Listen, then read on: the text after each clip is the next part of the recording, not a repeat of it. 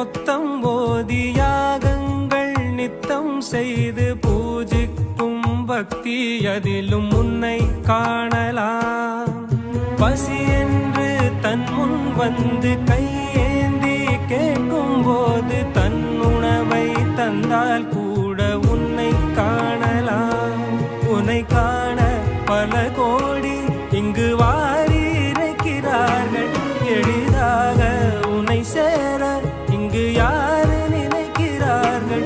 அலங்காரம் அதில் நீ இல்லை, அகங்கார மனதில் இல்லை. துளி கள்ளம் கபடம் கலந்திடாத அன்பில் இருக்கிறாய். உணர்ந்தேன் உனையே